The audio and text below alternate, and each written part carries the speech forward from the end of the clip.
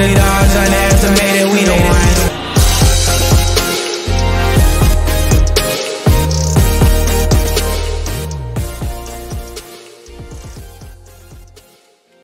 It's the Underdogs, back with you. I'm Jordan Brenner, joined as always by Peter Keating. What's up, Peter? This is it. This is the season, Jordan. The seasons are turning out in the weather and here in sports. And we got all kinds of football. We got WNBA playoffs. Like, this is a great underdog season happening right now. Totally. And we got a little bit of standings to catch up on for the Underdog contest. Why? Because you had a good week? So I may have had a good week. You may have been complaining about half a point, but we'll get to that. Yeah. Peter's got a little one other thing he wants to tell everyone, a little underdog tale that's a story worth sharing. But first, let's move out west. You may have heard that the Pac-12 is crumbling. It's on its last legs. It will essentially be no more. But before it goes, it's going out with a bang. In college football, 8 Pac-12 teams are ranked in the top 25 currently. 6 of them. 8 for a conference that's self-destructing. Right. Why are they putting themselves out of business? 8 in the top 25. Those 8 teams are all undefeated. 6 of those teams play each other this weekend in what's going to be the beginning of a real bloodbath to see if anyone can emerge from that stacked conference and represent the Pac-12 one last time in the college football playoffs. So, Peter, the Pac-12 is our underdog conference, and we're looking for underdog teams to represent them. It is decidedly an underdog conference because its 2 best programs blindsided all the rest of the schools and announced they were leaving. Where are they going, Jordan? Where's UCLA playing? Europe? The Atlantic 10? Yes, I believe they joined the Bundesliga. Yeah, well, they may as well have, right? Who put the Pac in the Pac-12? I don't know, but the Pac in the Pac-12 is going to be gone very soon. And how these teams opened the season is amazing. The Pac-12 put 5 teams into the preseason top 25 poll, okay? Now there's 8, so they're outperforming expectations pretty wildly. And on opening weekend, Pac-12 teams went again, it's funny because the 12 isn't a 13, but Pac-12 teams went 13-0, right? That's the first time that it happened since when? I think since the New Deal. I mean, and they put up more than 50 points a team. So these teams are firing on all cylinders just in time for them to start attacking each other and finding out who the real strong teams are. So the 3 big games this weekend, you've got Colorado going to Oregon. Everyone may be in love with Dion and his team, but they are 21-point underdogs. So if you had to pick a team that's going to fall out of this group quickly, it would probably be Colorado. But we can talk about that some more. You've got UCLA going to Utah. Utah's only a 4.5-point favorite, though. And Oregon State going to Washington State. And Oregon State, who we'll get to when you slobber all over them, they are 3-point favorites on the road. So that'll start to at least give us a chance to see which teams might have the ability to run the table. But how do we avoid a situation where they're just all going to cannibalize each other over the next 2 months? Okay, well, there's 2 things about that. One is the real benefit to the conference and to the surprise teams that everyone has started off fantastically is now that we're at the point where they're playing off against each other, those aren't just losses. They're the chances for resume building wins, right? If Colorado or Oregon State or UCLA wins unexpectedly and then adds a couple of wins to that, I mean, these games are suddenly meaningful for more teams, right? So we just need a couple of these teams. But yeah, sorry. Let me just say, it'll be more so in college basketball, right? In college football, you still pretty much need to go undefeated or at the most have 1 loss to get into a 14 playoff. So there's only so much resume building that can be done before the number of losses just straight up eliminates you, right? Well, right. But first of all, there hasn't been a Pac-12 team in the playoffs at all for the last 6 years. So if the very best of these teams, let's say USC, right? You could see them going through the season with 0 or 1 losses at this point. That's how you get a team into the playoff. Right. But these other teams can start. But these other teams can start qualifying for major bowls, build their history, build their resumes. Like all of a sudden, if Washington State beats Washington, let's say, right?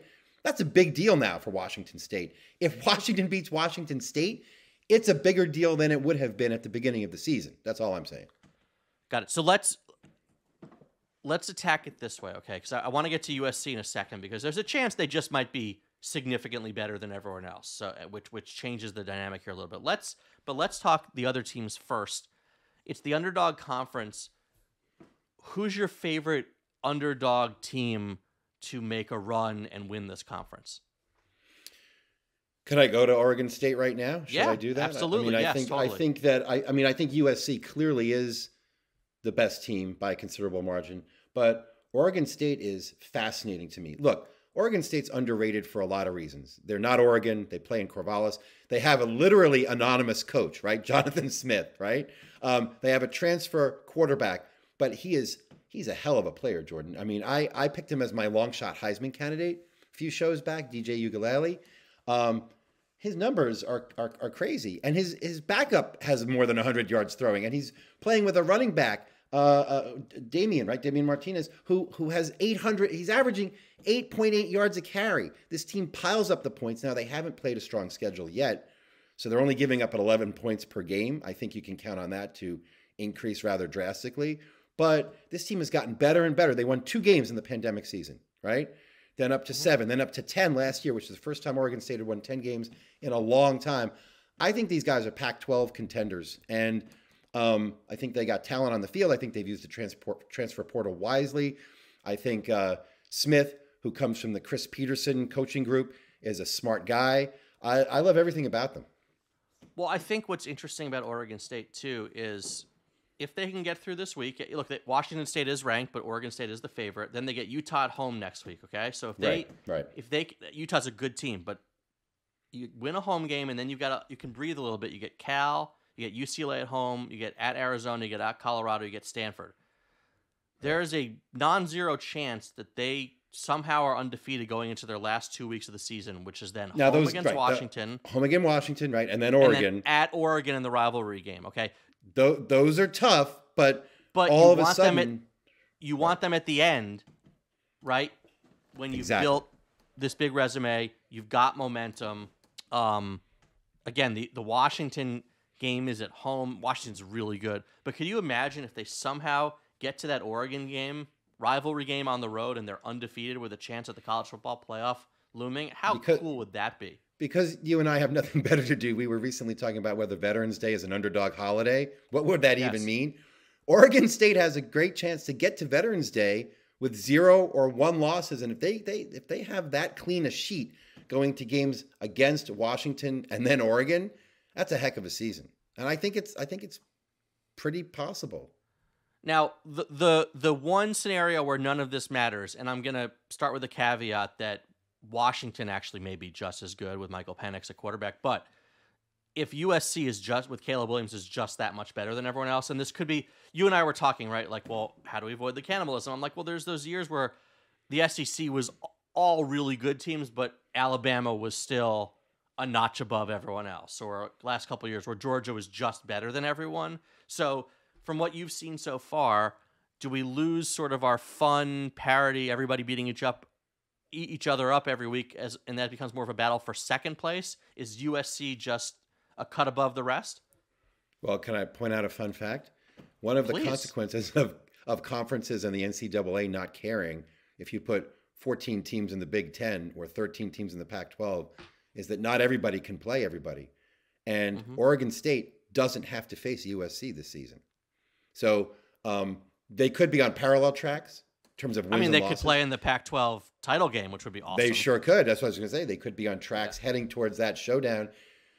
Even if USC is much better. Yeah, I think analytics, I think Williams, I think all kinds of stuff. I mean, about USC, what they carried over and didn't carry over from last year. USC looks like they're kind of in a different class, wouldn't you say? I mean, USC has a shot to make the college football. I mean, USC should make the playoff, right? If we're looking right now, would you bet on them to make the playoff? A returning Heisman winner, a lot of talent that's just getting better and better. Other than the fact that they're suspending reporters for no particular reason, you gotta like what USC. USC is doing. And by the way, I think we just have to talk about. We're underdogs. We're underdogs trying to find out what's happening at USC. Yeah, that's right. That's right. And I do think it's look, we talked about last week, the most intriguing story of the college football season so far has been Colorado, but I also think this is where that road ends. At Oregon, home for USC the next 2 weeks with some injuries. It's been nice, but I think reality is about to come crashing back in a big way. Well, like you always say, if you pump it up if you're going to let out air sometime, you may as well pump up the air as much as you can while the getting is good, right? I mean, they've had a great run to get this prominently in the public consciousness, right? I mean, Colorado comes calling to recruit a player. The player's going to listen from now on, right? There's no question, right? So they're taking a giant leap forward already. I mean, how can you be upset if you're a Colorado fan and they lose to USC? And doesn't this all just make you sad as a fan of college sports? This conference, which has been a staple of the college experience, this is all going to end. These are great rivalries. These are up-and-coming rivalries with Deion in the conference now. The conference was poised to be in the best shape athletically as it's been in a while, and now it's decimated, and these teams are going to places where they don't belong. Look, we could do a whole show on this, and maybe we will at some point, so I don't want to get too crazy right now and sort of talking about how to solve what college sports is doing to itself. But look, we're going to get into this. I'm already planning a future episode. I've got a lot of very different views on college sports. Let's just say that. So we'll save that for another time. Yeah, but you're right. This right self-destruction, now, this self-destruction is gross. We should just agree, right?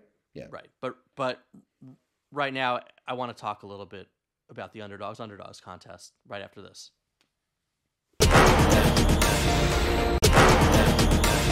All right, as we roll into week 3 of the Underdogs contest, don't call it a comeback, but I have bounced back from my goose egg in week 1, and following last week where both my underdog picks won outright, the standings are as follows. Our 2 guests lead the way. That's Chris Raybon, Mike Golick Jr. with 6 points, which is an outstanding total after 2 weeks. Peter Keating right behind them with 5.5 points, and I'm vaulting up the board with 4 points. We can't take, unless what we're taking pride in is our choice of co-hosts, we can't take too much pride in the guests on our show winning the contest so far. Well, that's what we both have to do better. Well, it's not going to get any easier this week because our this week's guest picker is none other than our producer, Sarah McCrory, who has returned from her European expedition and is poised to increase the lead over us for the guests. Sarah, how excited are you to finally be participating in the Underdog contest? The ringer. As I said before to our engineer, John here, I am maybe the worst sports bettor ever, so it makes me the ultimate underdog. Love it. Well, excellent. Well, on that note, Peter, you were up first this week. Lead us off. Jordan, week 3 is exciting because we don't have enough new data from this season yet to throw out everything we know about last season, but it does serve like a tiebreaker, like in the 3rd year of a quarterback's career. If you're up and then you're down, or you're down and then you're up, week 3 is going to confirm a trend either way, right? So this is an exciting time because we kind of try to figure out, for maybe one of the last times, what's real and not real about what we've been seeing so far. That is why I've gone back to the well yet again for a team that has looked truly dreadful, who I believe is the biggest underdog on the board this week. God. Give me the Chicago Bears plus 12.5 against Kansas City. Look, as bad as the Bears have looked, you look a little deeper and you'll see they have been terribly unlucky. The Action Network does something called a luckiness index, actually, based on things like fumble recoveries and defensive scores and missed field goals. The Bears have been the 5th unluckiest team, and I think the unluckiest underdog that we can pick, or one of the 2 or 3 so far this season. We know why they should be better. We've talked about their point differential last year. We've talked about the receivers they brought in. We've talked about the ease of their schedule. We also saw last week the Chiefs, who have an admirable record as a favorite, are also quite willing to do just what it takes to win, because they're all still acclimating themselves to Mahomes and his new receivers and that whole environment and injuries and whatnot and guys coming back late. They're not poised. They're poised to win. They're not poised for a blowout. And the Bears are far better than they have seemed.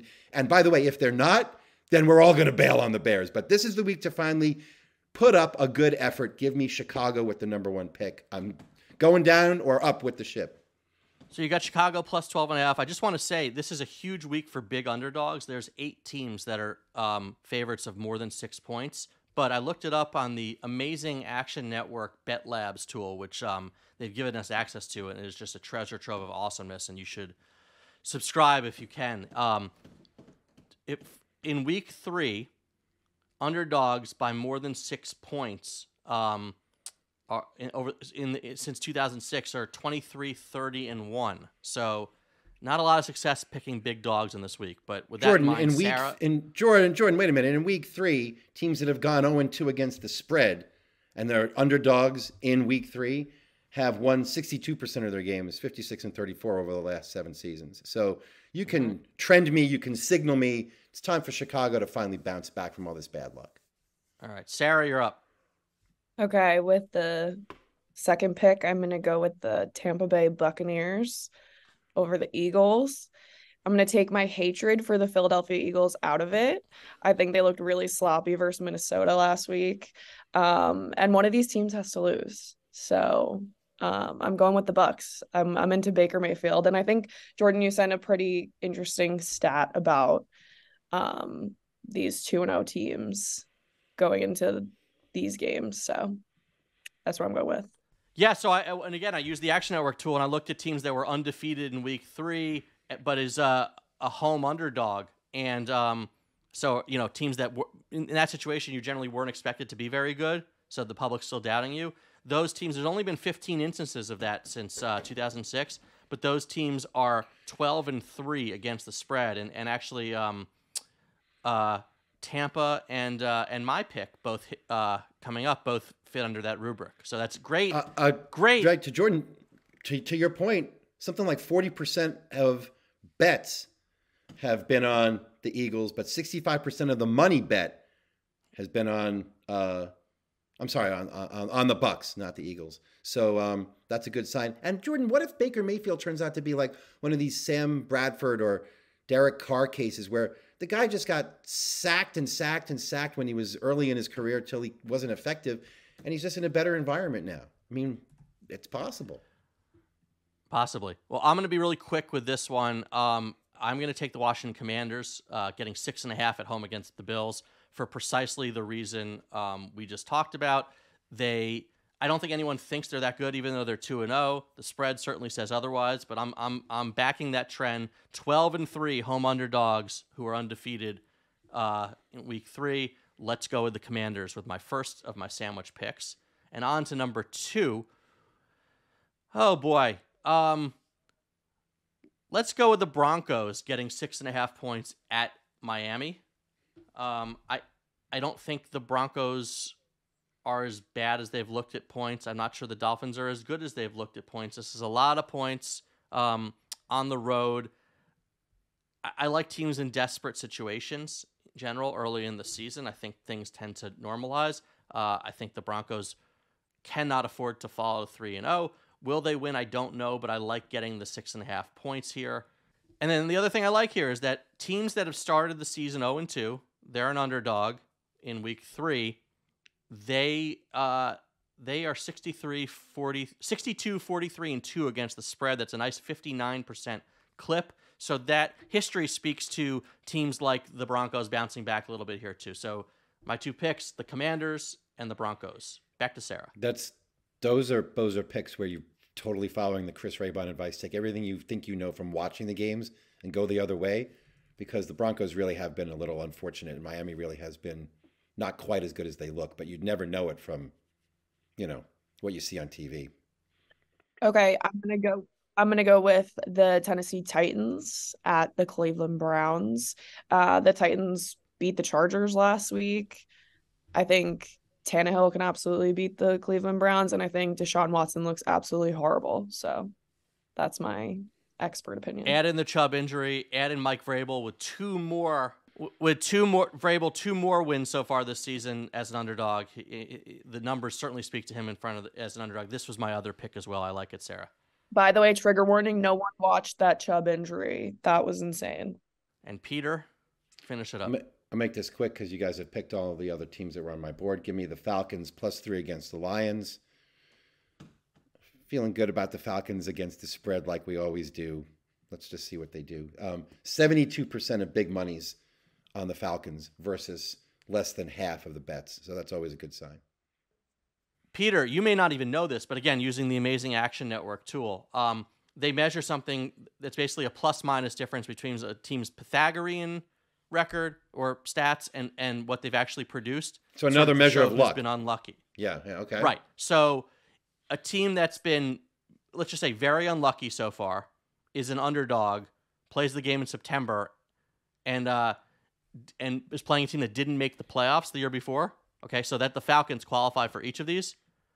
They are 29-11 against the spread. Where does the not making unlucky? Where does the not making the playoffs come into that? Do you think? Does that mean?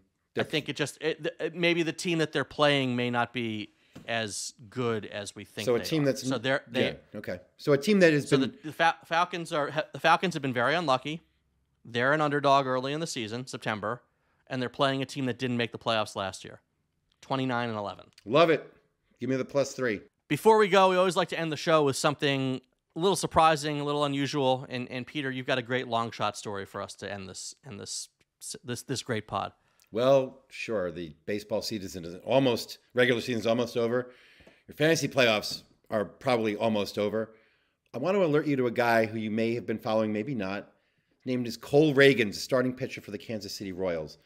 Back in June, when Texas was desperate for bullpen help, the Royals traded them Aroldis Chapman for Reagans and a 17-year-old outfielder who I don't think we're going to probably hear from again. At that time, Reagans had a 4.95 ERA. He had bounced around the minor leagues, no track record of success, had 2 Tommy John surgeries. Since then, he's been amazing.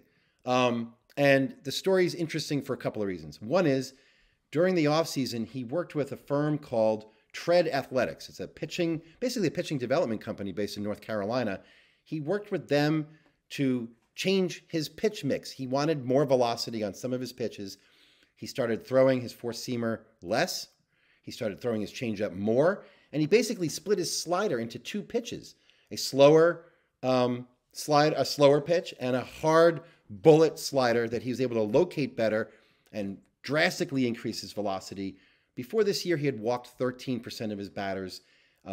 Opponents were slugging .561 against his four-seam fastball. All of that has changed around. He's differentiated his pitches because of the difference in the slider mix.